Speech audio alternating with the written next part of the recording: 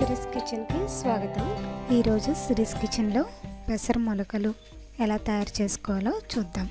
ఒక కప్పు పెసలు తీసుకుని శుభ్రంగా కడిగి ఒక 6 గంటల పాటు నానబెట్టుకుని ఉంచుకోవాలి. పెసలు నానిన తర్వాత వాటర్ మొత్తం వంచేసి ఒక కాటన్ క్లాత్లో తీసుకుని మూట కట్టుకుని ఒక రోజంతా ఉంచుకోవాలి.